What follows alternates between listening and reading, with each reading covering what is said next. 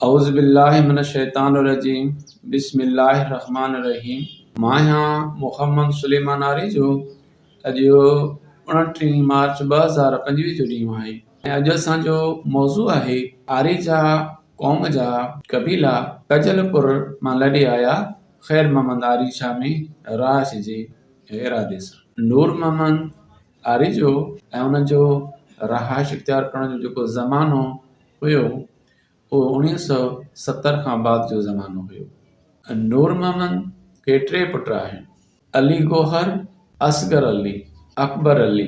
अली गौहर खे 7 पुट आहिनि, बरकत अली, शौकत अली, तारिक अली, ताहिर अली, गुलाम अब्बास, बाबर अली, ज़ाकिर अली। असगर अलीअ खे 1 पुट आहे, नूर मोहम्मद। अकबर अलीअ खे 2 पुट आहिनि, ज़ुबैर अली, उमेर अली।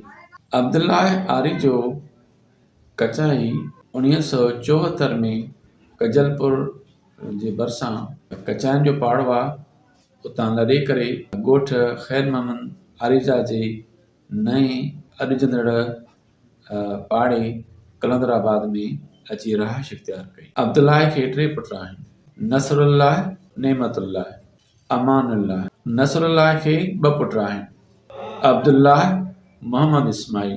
नेमतुल्लाह खे 3 पुट आहिनि, अल्लाह ॾिनो, रहमतुल्लाह, करमुल्लाह। अमानुल्लाह खे 1 पुट आहे, मोहम्मद यासीन। फैज़ मोहम्मद कजलपुर मां लॾे करे अची ॻोठ ख़ैर मोहम्मद आरीजा में रहाइश इख्तियार कई।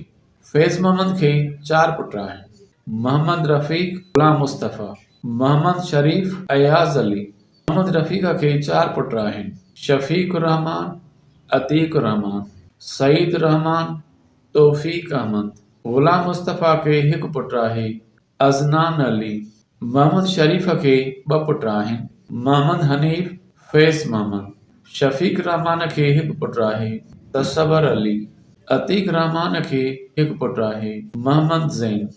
2014 में 2 भाइर इमदाद अली ऐं नियाज़ अली लॾे अची करे ॻोठ ख़ैर मोहम्मद आरीजा में रहाइश इख्तियार कनि था।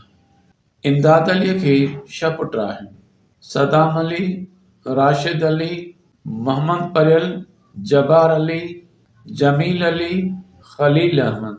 नियाज़ अलीअ खे 4 पुट आहिनि, फयाज़ अली, अयाज़ अली, रियाज़ अली, अदील अली।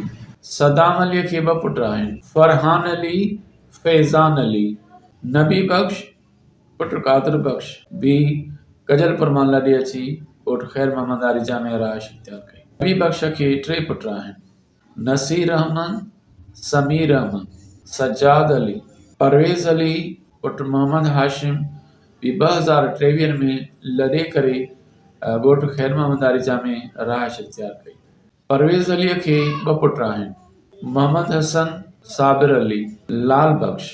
लाल बख्श भी कजलपुर मां लॾे करे ॻोठ ख़ैर मोहम्मद आरीजा में रहाइश इख्तियार कई। लाल बख्श खे 2 पुट आहिनि, जमील अहमद, एहसान अली, जज़ाकल्ला।